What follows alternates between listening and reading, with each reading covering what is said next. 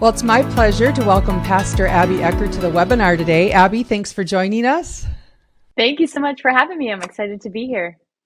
Well, as your vital signs assessment showed, and from what I experienced, you're seeing success with volunteer engagement on this side of the pandemic, with 47% of your adults and students regularly engaged in serving. Can you tell us how you approached re-engaging your volunteers and how you engage new volunteers in serving at the journey? Absolutely. So I think one of the most important things, one of the most pivotal moments for us was that late March, early April 2020. And for us, what we did right away was we knew hey, the world may be in disarray. We may have never experienced this before, but our vision of empowerment is not going to change. And so one of the things we did really early on in the pandemic was figure out how to create serving opportunities in the digital space.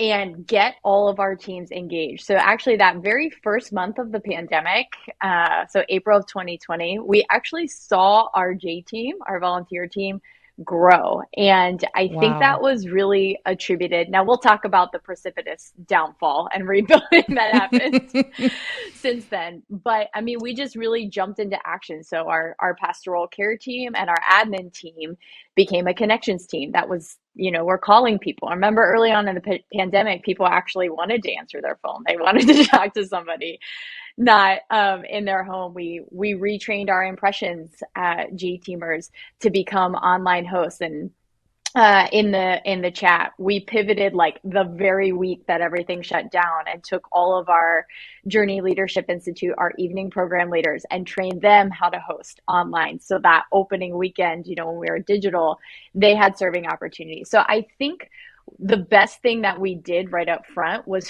figure out, hey, our has not changed, even though our how changed tremendously. And we just kind of hit the ground running with that. And I think that having that empowerment focus really helped fuel us during the pandemic. So that is the highlight, the success of our team growing early on. I can tell you about starting in that summer. I mean, we really saw our core stuck and our fringes grew, which I think a lot of people experience. So we were and I think the big principle here is, hey, if you really value empowerment, making sure that's not just something you say, but something you do. So I think the big thing for us was we just think about that idea that we don't use people to develop ministry. We really, use ministry to develop people. And that has always been something from the forefront. That's from the heart of our lead pastor. And doing that in every way, I think really helps us create those opportunities for people. That's amazing. Give me a little bit about how you engage new volunteers. Yes. How do you help them take that first step into serving? For us, I think the biggest thing is have a clear process that happens consistently. So even what your process is not as important as having one that everyone knows about, that everyone can champion, and that can happen consistently. So even though we haven't achieved what I would say, is the same type of vision that we want to have around Plugged In, any one of our staff, any one of our leaders would be able to tell you, if you're having a conversation with somebody and they want to take a next step, they want to serve, they would tell you, go to Plugged In. So I think having that process and having it happen consistently, for us, it happens every weekend at every physical location and online as well. And that process has a clear win, which is to help people find their place and their part at the journey. And that win for us is defined as them serving on the J team. So everybody on the team knows that. Their conversations are pointed towards that. Everyone now leaves with a team that they're going to start serving on. So that was something we discovered, was we would have quite a few people come in and they say, okay, I want to join the team, but I'm not sure. And we had some really great volunteers, very kind-hearted, caring people who were like, oh yeah, that's okay. Just think about it. Come back when you're ready. They're not coming back. I mean, I don't know. Your people might, our people don't. So we really took that and we knew and retrained our team where we said, hey, actually the best way that we love people is giving them a place to start. We can tell them you're not locked into kids ministry. If you go and you're like, I hate kids, then that's okay. We'll help you find another place. But they can't leave this environment without finding a team to start on.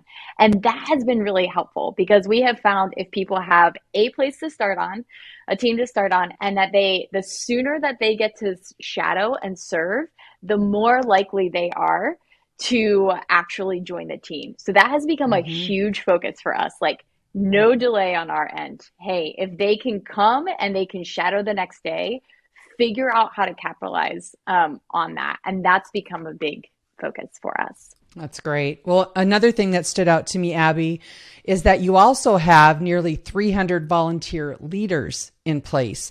Can you share how the journey approaches engaging higher level leaders in ministry roles, including like what does that invite look like into leadership and what additional training or additional investments do you provide to those leaders? It has to start with your staff. So, I mean, we tell our staff from day one, part of their orientation process is, hey, we want you to know you get a paycheck here to do Ephesians 4, to empower and equip people for ministry. If you are not doing your job. Now, that's different, of course, for some support staff roles, but for our leadership staff, I mean, we're that blunt, we're that direct. And we talk about this of like, hey, when you say yes to doing something, you are saying no for somebody else that God has placed at this church to really become who God designed them to be. When you say yes to doing it all, you are saying no for other people to live out their purpose. And like, it's up to you. You want to live with that? I don't want to have to look Jesus in the eye and say that one day. And of course we do not do that with manipulation or, that pressure, but it just really has to flow from who we are.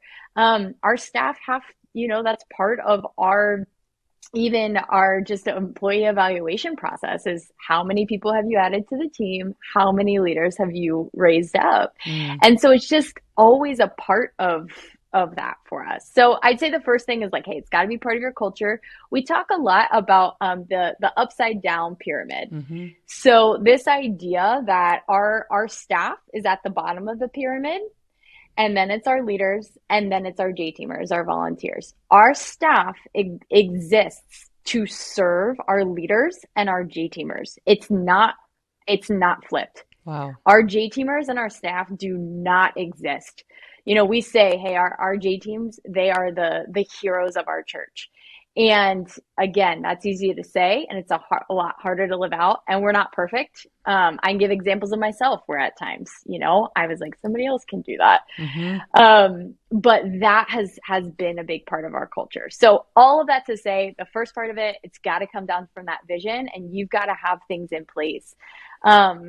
I know for me, a question that I ask my staff, I put it at the little top of my tag and document with them is like, hey, who is doing that with you? Who are you bringing alongside of you? Teaching yourself to ask those questions of other people.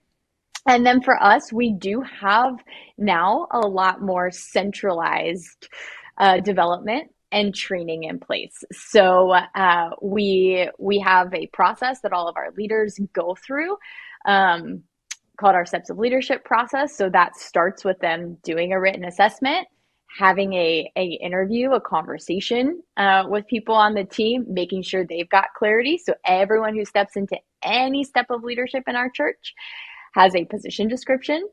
They know what they're doing. They know who they're doing it with, and they know what they're responsible for in theory. I remember when I was with your team, your guest service first impressions experience was really remarkable. And then in the room, when we were having kind of our facilitated time, I learned that you had a high level volunteer that was over guest services. What are a few examples of other leadership positions you've created that you've given away to high level volunteer leaders? So the headline is I'd say there's really nothing that's off the table when it comes to that. So our impressions team, our hospitality team is our largest by number, our largest volunteer team, and led completely by a high level J team leader, Wow. one of our evening program graduates. And I mean, he's truly done a phenomenal job of building out that team and growing that team. We right now, so a couple of months ago, many of you guys are probably experiencing the same thing. We have definitely hit a pinch point with leadership development and trying to figure out what's next and wanting to launch locations, needing more leaders. So we actually shifted a great leader on our team who has been on our team for about 4 years, who was overseeing all of our J groups, so all of our small groups. We actually shifted her focus. She's raised up some other people and shifted her focus totally towards leadership development, towards J team.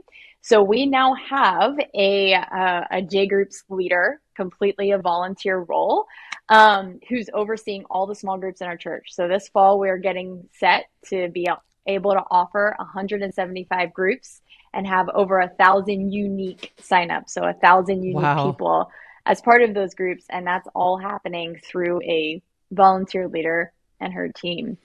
I'm just going to guess for a minute that some of our listeners are thinking they're a big church, all the things you just rolled off, that takes a lot of energy to keep all those things moving. But here's another thing that really stood out to me about the journey.